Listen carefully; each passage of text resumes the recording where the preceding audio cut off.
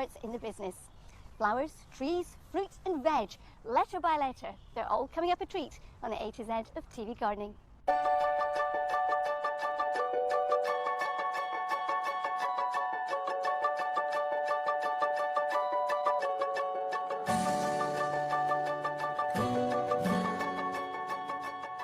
Everything we're looking at today begins with the letter E.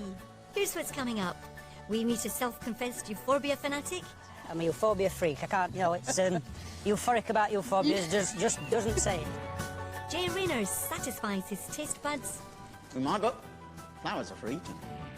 Who will edge ahead in the Gardener of the Year competition. You're like a little machine, you look like you've done it loads of times. I've got quite a few edges at home. And there's no such thing as too much enthusiasm when it comes to eucalyptus. What really does flip my horticultural switch, what makes my chlorophyll boil with excitement, is this one. This is the world's rarest eucalyptus tree. Just some of the treats we have in store. Now, there's nothing like a garden full of flowers, but sometimes plants give us an amazing first season and then nothing. So here's a flower that's not only very resistant to all weather conditions, but that also returns year after year. Our first E is for Echinacea. And to get us started, here's Toby Buckland. Our coneflower, or Echinacea experiment, has come into full bloom and it looks just stunning. We started this off last year to compare 25 different varieties, some old, some new, basically in response to the fashion for growing late-season perennial borders. Now, in recent years, breeders have been working hard to produce new types of Echinacea, but the thing is, the more highly bred a plant, the larger the flowers, the more unusual or different it is from the species, the less robust it is, the less likely it is to come through the winter. And many gardeners have been disappointed with the newest or latest varieties as they haven't done well in their gardens. You've got to give them a 5-star planting treatment, and that's what we did. We dug out the border, added lots of grit, and if you notice, the border slopes from the back to the front just to increase that drainage through winter. And you can see how well most of these plants did, despite the, well, challenging conditions.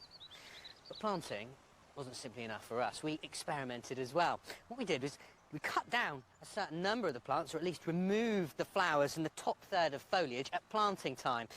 On some varieties, it made a tremendous difference. With Green Envy, that's a prime example. The plant that was chopped down is almost twice the size of the one that was just simply planted. With Echinacea Summer Sky, cutting down made all the difference. The plants that were just left after planting have completely kicked the bucket. Whereas the one at the back that got the chop, look at it, full of flower and looking beautiful. And what flowers they are. They've got the slightly recurved petals. That means they point backwards down towards the stem. Lovely. You've got to see this one to believe it, though. Tiki Torch. Again, a good flower, but an amazing orange colour. Lovely cones with orange in them, so the whole plant matches together. What I like about it is that it has particularly long flower stems. So if you like your cut flowers, this one would be perfect. White Swan, on the other hand, didn't mind whether it was just planted or cut down. It made no difference. Full of flower, very robust, no matter what the weather threw at it. Conversely, Art's Pride, the Echinacea that so many gardeners have struggled with. But what we've found is that by cutting it back, sacrificing the blooms in its first year, in its first late summer, it just makes all the difference to how well the plant establishes.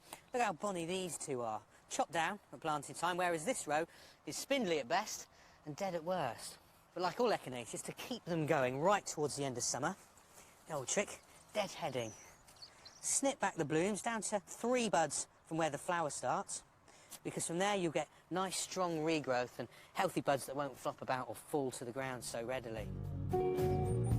So, on balance, our experiment has shown that it's definitely worth cutting back Echinacea at planting, even if this means sacrificing the flowers. This helps redirect the plant's energy underground, increasing the chances of survival. And if your garden is full of Echinacea, do you know about the medicinal uses there are for this flower? Here's James Wong on how Echinacea can help keep the stress of life at bay. This is the undisputed king of herbal medicine, Echinacea purpurea, and we've just caught it at the end of its flowering. And if you've ever heard of any kind of medicinal plant, it's probably this one.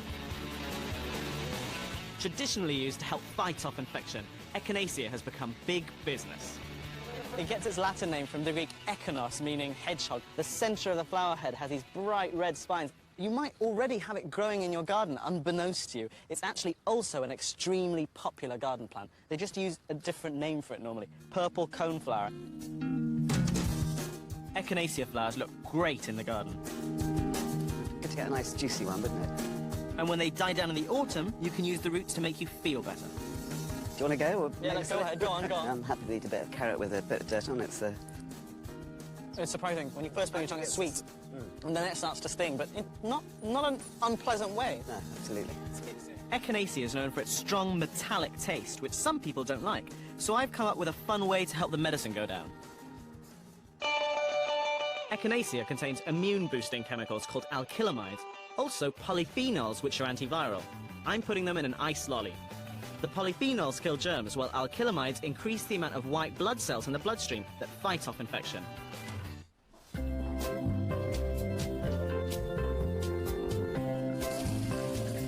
The first stage in my ice lolly recipe is to make an echinacea tincture, which is an infusion using alcohol.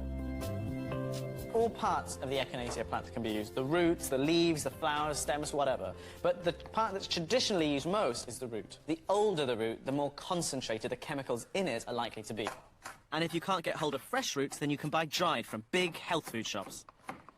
Add 20 grams of the chopped root and 80 millilitres of vodka. All you've got to do is pour it into a container and keep it in a cool, dark place, so your kitchen cupboard. After 2 weeks, your vodka and echinacea will have become a tincture. And instead of being clear vodka, you end up with this slightly off-tea colour. And that's a sign the chemicals have come out and are floating around in the vodka. All you need to do now is strain the woody bits of root out. And then you'll have a tincture that's ready to use.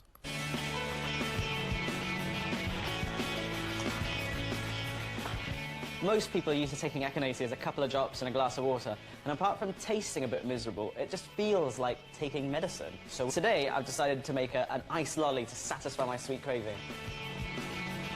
First, you need to chop 2 chilies and roughly slice about 3 inches of ginger. It might seem strange to add chili and ginger into ice lollies, but it creates a really sophisticated adult flavour, something that wouldn't be unsurprising in a really posh cocktail. Pop the ginger and chili into a medium saucepan and pour on about 800 millilitres of cranberry juice. Stir in 1 pack of gelatin to give the lolly a soothing, slippery texture. And then add 16 tablespoonfuls of honey. Honey's antiseptic. It was used in the mummification process, basically stop bacteria breaking down the bodies of dead pharaohs. I'm going to pop these on the heat and let it simmer for just a couple of minutes. After about 2 minutes, take it off the heat, strain the mixture and leave it to cool. I'm going to pop in the juice of 2 lemons, and it really complements the honey in this. That honey and lemon is a classic combination for a cold. Last but certainly not least, the real star of the show, echinacea. To make 8 lollies, add 16 teaspoons. If you buy your tincture, only use the recommended daily dose. OK, I know it's an ice lolly, but don't forget it's got a drop of alcohol in it, so it's not one for the kids. Not the kind of way you'd expect to take your medicine, but the kind of way I like to take mine. It's hot and cold at the same time. It's cold, obviously, because it's a nice lolly, but it's hot from the ginger and the chili that really give it a kick. And, of course, the echinacea anaesthetizes your whole tongue. Each of my lollies has 1 typical dose of echinacea. Take 1 a day for up to 2 weeks when you're feeling under the weather. Roots have so many uses. They can pick you up when you're feeling ill, but they can also calm you down when the pressure of life gets just too much. Gardening is, of course, a wonderful way to get rid of stress. And what could be more relaxing than a plant that needs almost no care at all? Our next tea is for euphorbia. Carol Klein is about to visit the National Euphorbia Collection in Sheffield. But first, she's enjoying them in the wild. In woodlands all over the south of England are hundreds of colonies of this native stalwart. Euphorbiaceae is one of the biggest genus in the world, but of it, only about 140 species can be grown under our garden conditions. We've got our own wild forms of it, of course. This beautiful Euphorbia amygdaloides, the wood spurge. You've probably seen it as you've been whizzing by. It lines road verges and tumbles up and down the woods. It's a magnificent plant. First of all, in the spring, these stems emerge with these whorls of symmetrical leaves right the way up, and gradually the flower stem is thrust from them. It's like a crozier. It leans its head, and then gradually it stands up straight, and these big, vivid bracts come out. They're there to announce its presence, not to us, but to the insects that it needs to pollinate it. But the flowers themselves are contained deep within. They're tiny, minute. What a glorious sight it is. Euphorbia's cultivated cousins are to be found in gardens all over the country. But where better to savour the delights of euphorbias than by visiting a national collection?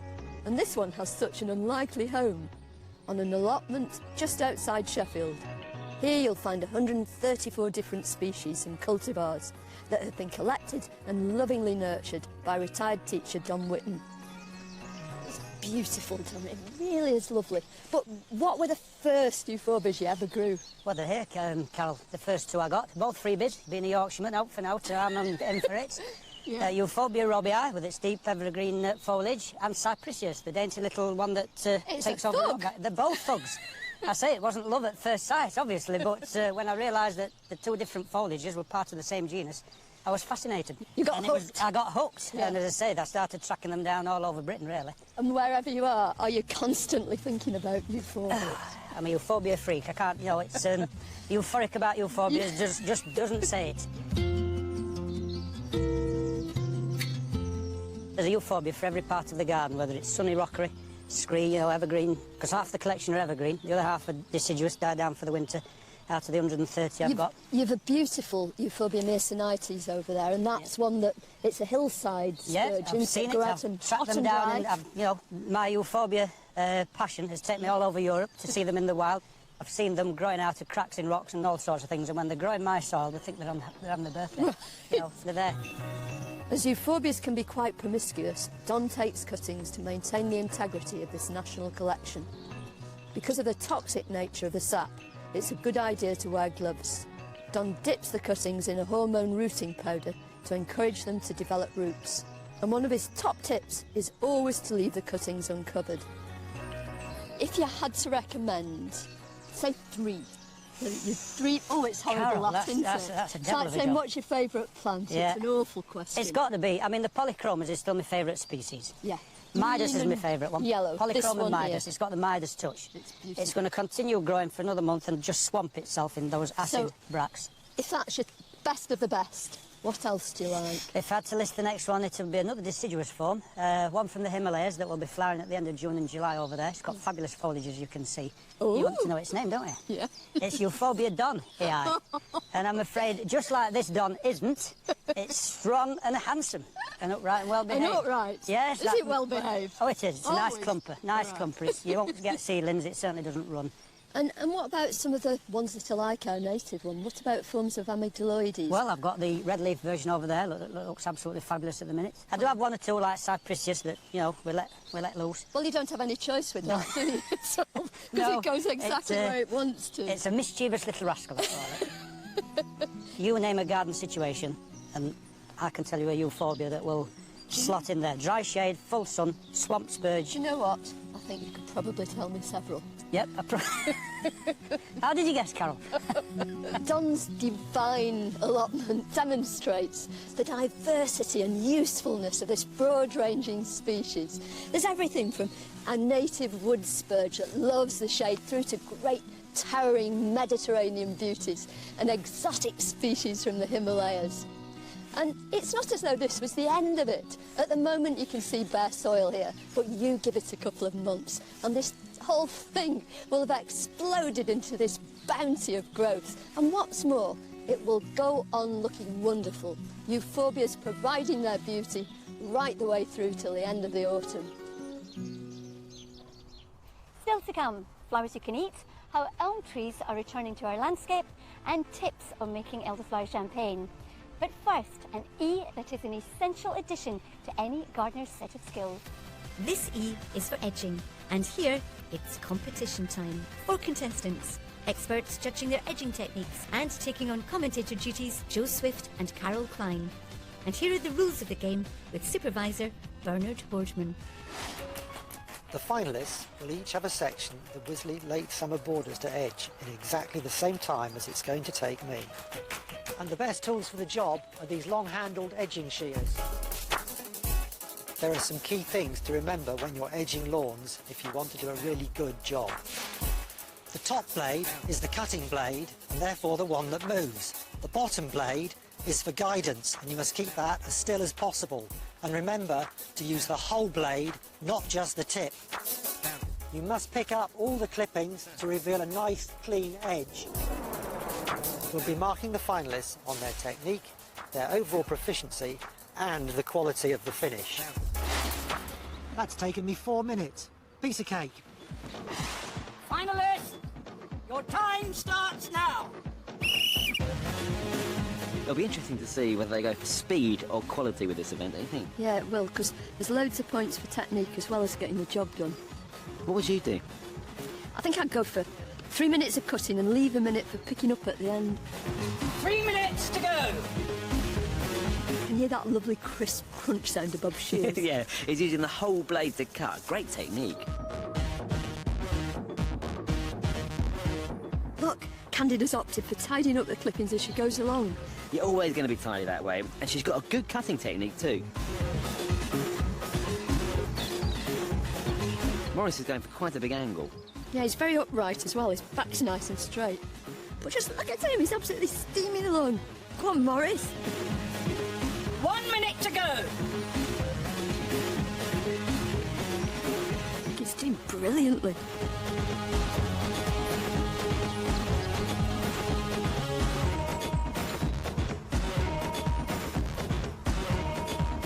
I don't think Chung's going to finish. No, but what she's done pretty well, you know. And stop what you're doing. Bob, talk to me. You're like a little machine. You know, you look like you've done it loads of times. I've got quite a few edges at home. You didn't tidy up all the trimmings, though. I didn't have time. Chung, how did it go? I have no clue. Well, you cut it all the way along. You've done about 2/3 of it. Yes. About 2/3 of the clearing up. Nice and neat. Very neat edging. Oh, thank you. Well done. They were making different noises, weren't they, when they were cutting? Yes, the two contestants that I was watching, I was quite confident that Bob was going to finish the task because the noise that his shears were making, you could just hear it crunching through the grass. Chains were sort of snapping at it. It was much more erratic. It was much more like a pair of scissors sort of snipping. How did you get on? I think it was okay, yeah. You clipped all the way along. Did you manage to clean everything up? Pretty much, yes, I think so. Nice and clean and straight? Well, yeah, that sort of thing, yes. I thought Candida had a lovely technique, very controlled, very methodical. Yeah, full credit to her for that, actually, yeah. Morris. Breathless. But you've clipped all the way along and you've tied it up, so you know your time management was perfect. Right, thank you. And are you pleased with your job? Reasonably. I could go again and get a few of the rough edges off. Yeah, but not about 4 minutes. No, that's true. Well done. Morris flew down that edge. He did incredibly well to complete the task in the time. It was superb. Yeah. So do you think you're going to take them on the staff? Well, we've got vacancies. Whoever would have thought that cutting the edge of your grass could be so exciting? It was wonderful. We've got a tie. Bob and Morris. And hot on the heels, Candida. That leaves you, Chung, in 4th place, but I thought you were all absolutely fantastic. Morris and Bob edged ahead there. And in case you're wondering, it was Bob who won the Gardener of the Year contest overall. It's sometimes said that summer isn't truly here until our next item has come into blossom. This E is for elder tree. And we're joining Jay Rayner for some refreshing summer-fueled drinks. If you take a few of these, add a large number of these, and mix it all together with loads of water and sugar, you get this, a long, refreshing drink that tastes of summer. In fact, the elderflower is believed to herald the start of the summer, and its berries, the end. The elder is a very traditional English plant that you'll find in hedgerows, on the edge of woodlands, and even on scrublands. It grows very, very easily. It's very, very English. Its name comes from a Saxon word for fire or kindling, and it's very good for starting fires with in winter. We've got one here. Does it have any other uses? It's been used in all sorts of herbal medicines for many years. Also, a lot of organic gardeners use the leaves to make spray, which they claim will deal with aphids. And of course, this time of year, we've got the beautiful flowers with their fantastic perfume that comes off them. And then later in the year, you'll have the beautiful berries on there, which give a very distinctive flavour to any wines or pies that you care to put them in. Until recently, elderflower cordials or wine may have seemed like old-fashioned brews that your auntie might have made. But this is the year of the elderflower. The flowers are free and it's easy to make, or so my wife tells me. But here in the Beaver Valley, a small family business has taken the ancient hedgerow plant and grown it commercially, building up a thriving enterprise, making the cordial from an old handed-down recipe. It went out of fashion for a while, didn't it? Why do you think that is? If you went back in the 19th century, an awful lot more drinks were homemade. Lemonades, ginger beers, elderflowers and things like that were very, very popular in the 19th century. 20th century we had sort of Coca-Cola and let's be modern. And now I think there's a move back to sort of some of these older drinks made from real wholesome ingredients. All the elderflowers are hand-picked. Find it kind of reflective then, It's very reflective. These cultivated fields are used for organic cordial, but the ordinary stuff can be made from any old elderflower that grows along the road. And it is. People pick it on their farms, and pony paddocks, down the back of industrial estates. But it's all good stuff. It comes in beautifully. Families go picking, fill the car out with flowers and then send it up to us. And we pay them cash on the nail for what's called a farm gate purchase. And just down the lane we found Robert, who picks the flowers in his spare time. So have you been doing this for long? About, what, 2 or 3 years now. Yeah, it's in the Grantham Journal, like, you know, the headline is, money does grow on trees. You quite like doing it? I do, yes, I enjoy it, yeah. Someone who never stopped working throughout the 6 weeks of harvesting is Phyllis Howard. She's been making the cordial to the original family recipe for a quarter of a century. What is the secret to a really good elderflower cordial? It's quite a simple recipe. There's only 4 ingredients other than the elderflowers: water, citric acid, lemons and sugar. Very simple indeed. Very simple. It's the pollen that gives it the flavour. A good, fresh, clean smell when it's brought in is essential, and a bit of tender, loving care. The cordial's all very well, but what I want to try are the alcoholic versions. So tell me, how hard is it to make booze out of elderflowers? It's very, very simple. Elderflower bubbly is probably the easiest thing of all. All you need for that is 3 of the flower heads, some sugar, some white wine vinegar and some lemons. Mix them up with a gallon of water. It's delicious, it's refreshing. So what is this? This is elderflower wine. Slightly more complicated to make in that you need to get the petals off of the stalks for this one. And it's going to ferment for 4 to 5 months. Here. I get a taste of that. There is something wonderfully British about the aroma and the taste of elderflower, and exploiting them is using something you might just find at the end of your garden or a country lane. Did you know the elder tree is supposed to hold special powers? Guess what Harry Potter's wand was made of? Elder. Now, a tree that could have done with special powers is next on our list. E is for elm tree. Let's join Christine Walkton for a little history lesson. The elm was once one of our most common trees and was lovingly depicted by our best-known landscape painter, John Constable. But around 40 years ago, they started to die off in their hundreds of thousands.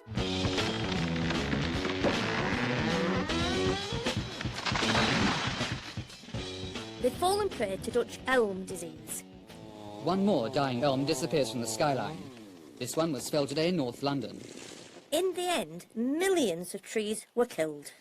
These days, you hardly hear anything spoken about Dutch elm disease. Is that simply because it's been cured, or has every elm tree in Britain been killed? So what became of Dutch elm disease?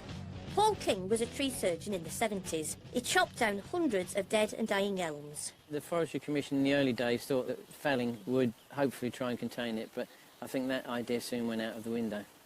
It was near enough impossible to contain it. It spread so fast. Could you see it in the landscape? Look around now at all the oak trees, the millions and millions of oak trees that are in the landscape now. Imagine then 20 million trees like that disappearing. It was absolutely disastrous. It was one of the worst environmental disasters the UK's ever seen.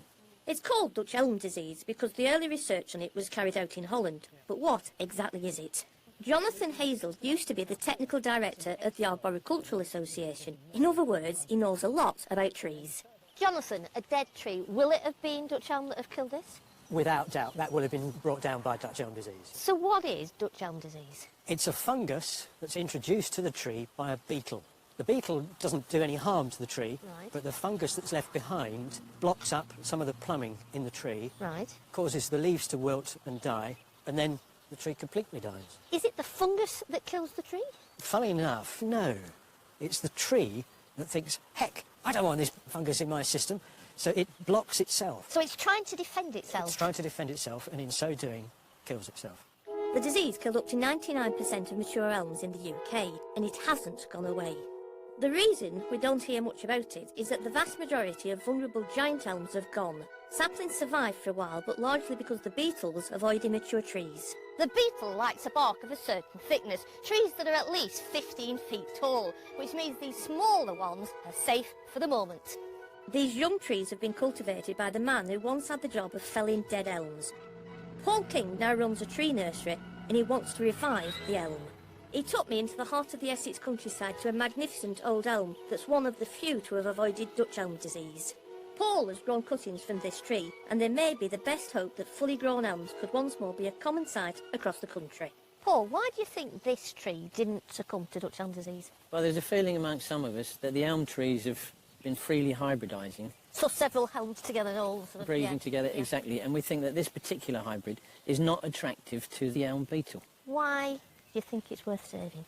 The younger people watching this never had the chance to see the elm tree in all its majestic glory. Wouldn't it be great if we could bring that back to them? Well, you don't have to answer that question, really. Just look at that tree and it speaks enormously about English countryside, history, symbolism, strength. And in his nursery, Paul now has trees that are old enough to catch Dutch elm disease, but touch wood, we may have got rid of it, because so far they haven't caught it. It's early days, but there's real hope. Work done by Paul King and a few others may mean that we can reintroduce the majestic elm back into the English landscape, but it could be a long time before we definitely know for certain whether we've conquered Dutch elm disease or not. Thanks, Christine. Now, if you want your garden to look interesting all year round, this next subject holds the key. Because E is for evergreens, and Joe Swift is in a garden in Wiltshire where nothing is left to chance.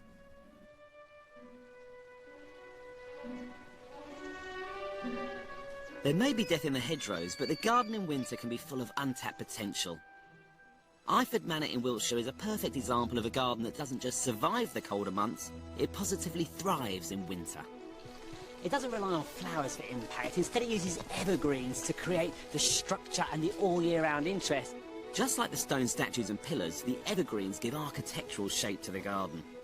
That's because Iford was home to architect and designer Harold Peto in the early 20th century. He was particularly inspired by Italianate-style gardens.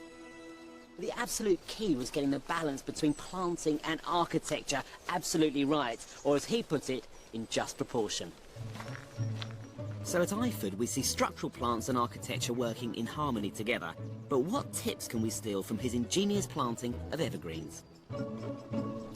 They can draw your eye through a space, Act as a focal point. or they can stand alone as a show specimen. And there's one in particular that at Iford does all of that in just one corner of the garden. Now, this is one of my favourite evergreen shrubs. It used to be very popular in the 17th century, but you don't see it around so much these days. It's Philauria angustifolia, a member of the olive family. And it's got this lovely green foliage with a slight silvery shimmer to it. Incredibly versatile plant too. It can be clipped into any shape you want. But over here, it's been used in a different way. It's been let to grow into a fully fledged shrub, nice and loose, completely different habit. But it looks great there too. And just here, it's used in a third way as a hedge. I really like the way it anchors the building to the ground and breaks up the line between the soil and the wall behind, but the wall sets it off beautifully. Now, it's a tough plant, can cope with really dry soils and strong winds, so it's great on the coast or on a roof terrace. Some evergreens add a natural form and structure to the garden. These Italian cypresses echo the architecture of the pillars and are a great way of drawing the eye upwards. Clipping emphasises formality in the garden. Here the user clipped into shapes. They create statements and focal points, but they're also used as a stunning backdrop, almost like green theatrical set dressing. But the fail-safe evergreen plant for formality has to be the easy-to-cut, low-growing box.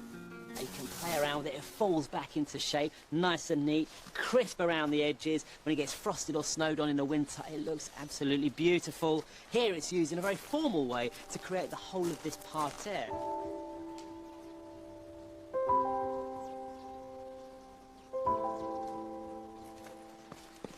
But of course, evergreens don't need to be used in a formal way at all. This is a formal courtyard, but the plants are adding the informality, really breaking up the space. And we're looking at texture and form of the plants here. Now, what the plants are actually doing is breaking up the hard architecture. We've got this wonderful juniper with a horizontal leaf that contrasts wonderfully with that stone column. And we've got that clipped Choisya Aztec pearl, lovely soft rounded shape, completely obscuring the wall behind. Links up beautifully with that ball finial, just picks up on that circle. And then right in the corner, we've got a lovely Mahonia japonica, just coming into flower now, holding that corner beautifully. It's going to fill this whole garden with scent when it comes into flower. Who says evergreens are boring? Load of rubbish.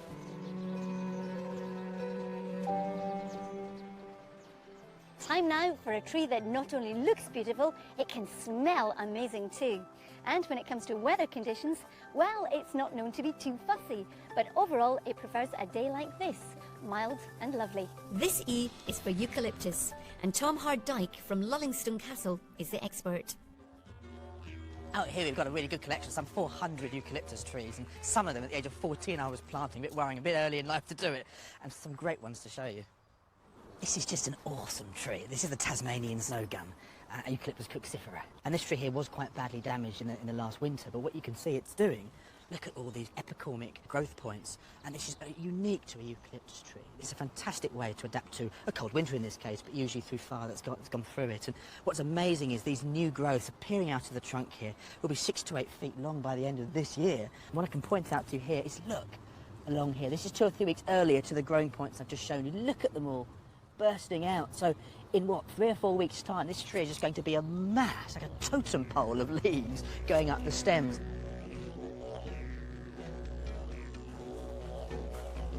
And here we've got Eucalyptus citriodora, the lemon-scented gum. The two names give it away, citriodora, lemon-scented. Look at this peeling bark here. Fantastic, revealing this turquoisey, jady, greeny colour.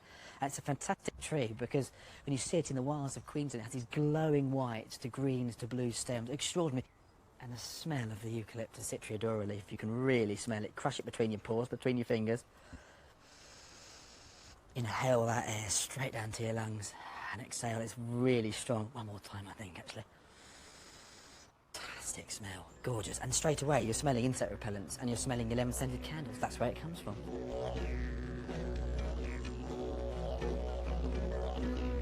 All these eucalyptus in these tables I collected myself in seed form in 1999 from South East Australia, and in particular from Tasmania. And most of these are going on our stand at Hampton Court this year. And one of my most exciting, most rewarding and most bizarrest finds was Eucalyptus vernicosa, or the varnish gum. It's the world's smallest eucalyptus tree. And people say to me, no, it's the label's wrong. It's not a eucalyptus tree, Tom. It's a hebe or box. But I promise you, it's a eucalyptus, growing to just 3 or 4 feet tall at the most. And who would think you could say eucalyptus tree and rockery in the same sentence? I kid you not, it's the only one suitable, but it is suitable for a rockery. What really does flick my horticultural switch, what makes my chlorophyll boil with excitement, is this one. This is the world's rarest eucalyptus tree, Eucalyptus marispii, the Marispi's gum. What I love about it is this quite circular foliage with the pink growing points, and indeed, you can see from the side here, quite pinkish, reddish stems. Fantastic plant that's hardy and is not yet known in this country. And another one which is very, very tender. It's got the world's largest and longest eucalyptus leaf. This is Eucalyptus teptaptera, meaning square-stemmed, referring to the square-stemmed fruit that it has. Here, it's too early for the fruit. It's only a young seedling, this, but you can already start to see these leathery, waxy, slightly glaucously blue leaves. Fantastic foliage. The foliage can get up to 4 foot long. So you've got the world's rarest eucalyptus tree, the world's smallest, and the world's largest leaved eucalyptus tree. Very exciting, especially it makes my heart flutter with excitement that I actually collect them myself to prove that modern day plant hunting still continues.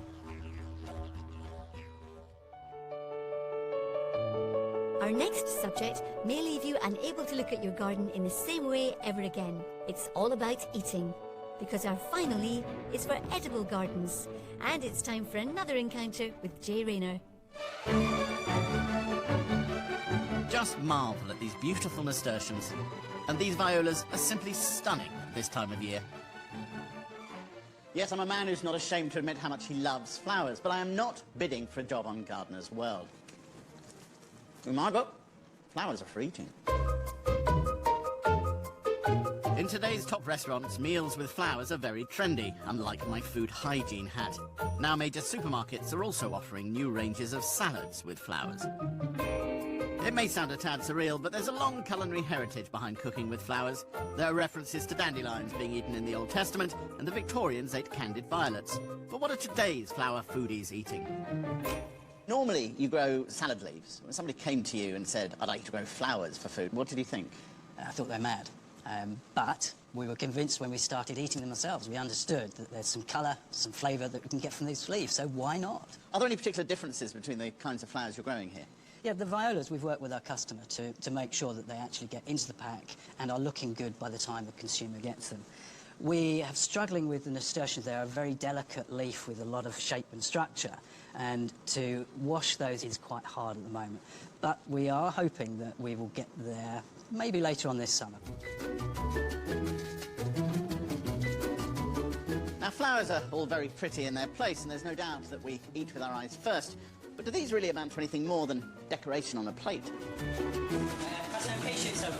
Yorkshire-born chef Charlie Lakin is preparing me a real treat today. There's mackerel salad with nasturtium and a creme brulee with gorse flower syrup. So tell me, flowers in cookery, is it merely about what it looks like, or does it have an important flavour? No, I think first and foremost, really, it's about flavour rather than the appearance. I mean, it always looks great on a plate, but you should always look to flavour first. How long have you been cooking with flowers? Pretty much all my life. My mum used to use them a lot in salads and making wine and jams and things like that. It's a really exciting time of year as a chef, really. You know, once your blossoms are coming in and your flowers, that summer's going to be here soon, and you're going to be running around like an idiot. So time to find out if flower power really delivers on taste. Nasturtiums really are peppery, aren't they? Cuts through it. And it's a bit floral, if I'm allowed to say that. I hope I am. I would say so, yeah. Creme brulee time. Good crag. It is sort of grassy, earthy taste, isn't it? It's a bit like chamomile leaves. There's a little bit of bitterness right at the back as well. And then you're left with the finish of the gorse flowers and it just lingers, sort of thing. I've never thought of flavouring a creme brulee with gorse flowers like that. It's fantastic stuff. Thank you very much. Now, I'd expect these genteel tastes to go down well in an English country garden, but how about on an English country building site? Just stick it all in. Yeah, stick it all in. Serious? I'm serious, absolutely serious. Only real many flowers. A bit of spice to it. Oh, you've suddenly got the peppery ends kicking in. Could you imagine eating one of those in a salad? Yeah, I'd a salad. I ain't a salad man. That's all right, I don't feel bad at all. I'm not surprised that flowers can be delicious. Their uses and flavours have been well documented in culinary history. What surprises me is that they've taken a back seat in British cookery for so long. Beware, British gardeners, the foodies are coming. Lunch. Lots of ideas there, so I hope you're feeling inspired.